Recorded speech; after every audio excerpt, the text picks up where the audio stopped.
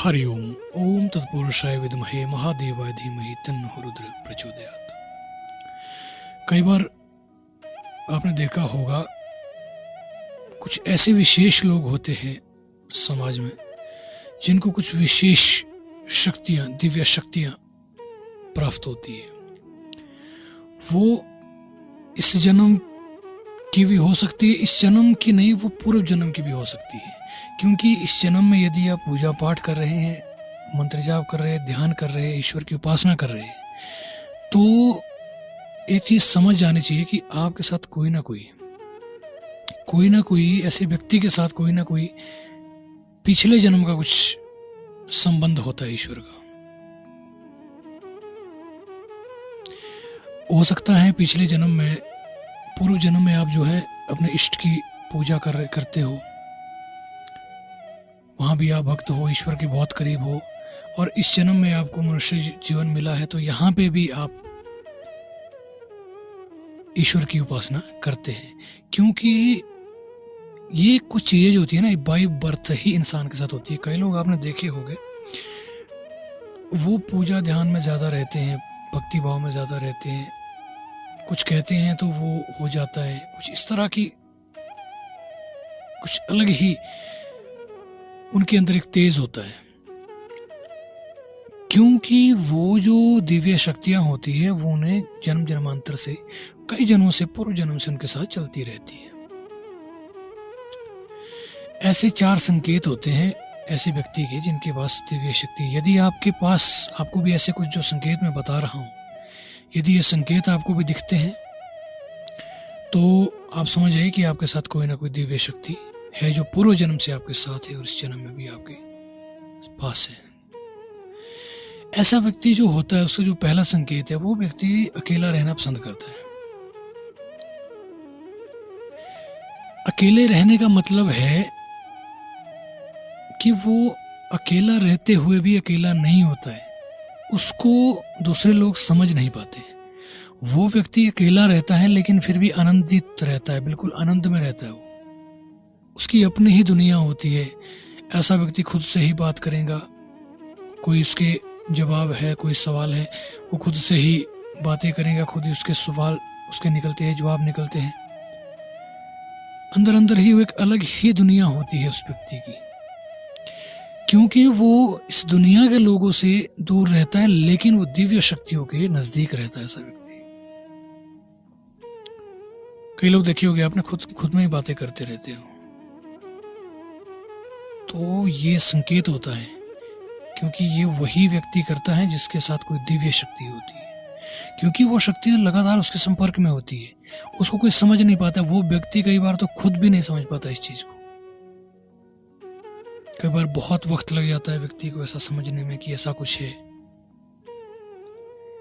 उसके मन के अंदर जो विचार होते हैं वो स्वयं आते हैं, आने वाले समय में क्या होना है, या कोई व्यक्ति उसके बारे में क्या सोचता है, किस तरह की धारणा है, लोगों के मन में क्या धारणा है, किस तरह की समाज में आपकी छवि है, आप जीवन में क्या करना चाहते हैं, किस तरह के हैं।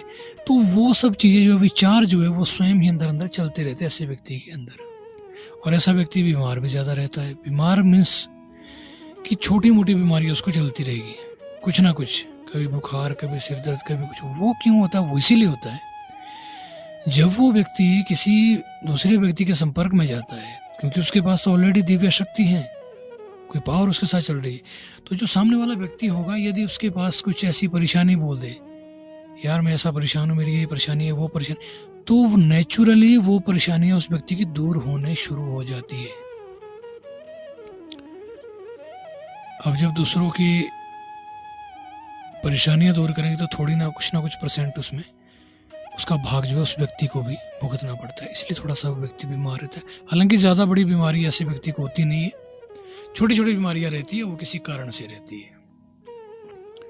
और ऐसे व्यक्ति की यदि कोई सहायता करता है, ऐसे व्यक्ति की भलाई करता है, उस व्यक्ति को कोटि कोटि, अनंत कोटि जो है पुण्य प्राप्त होता है।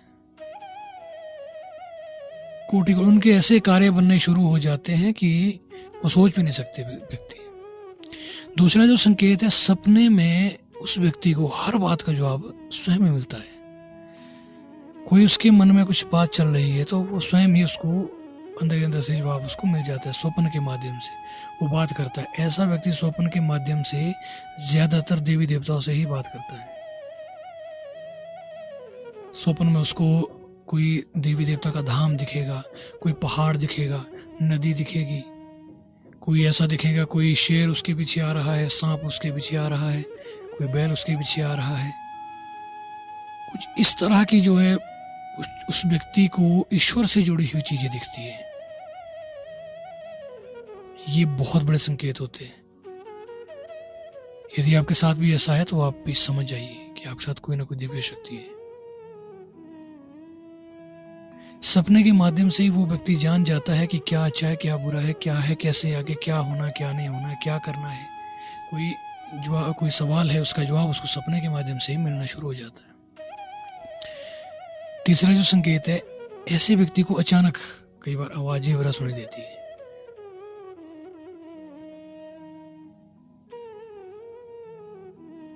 बहुत ज्यादा चैतन्य रहता है ऐसा व्यक्ति।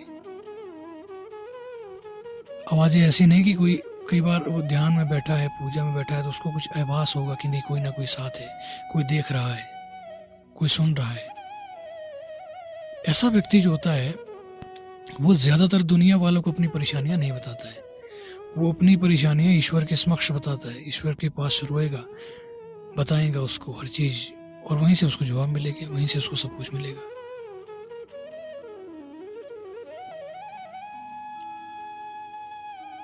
देखना इस चीज को। और चौथा जो संकेत है, उस व्यक्ति का जो भाग्य होता है बहुत तेज होता है, बहुत तेज होता है उस व्यक्ति का भाग्य। ऐसा हो सकता है कि वो व्यक्ति कोई परेशानी है लेकिन ऐसा व्यक्ति क्या होता है, उसके कोई भी कार्य है, कुछ भी वो सोचता है, परिवर्तित हो जाता है, वो हो जाती है वो बातें। जैसा भी वो सोचेगा, जो उसको विचार रखेगा वो हो जाएंगी वो बात। जिस तरह की सोच रखेगा वो पूर्ण हो जाती है।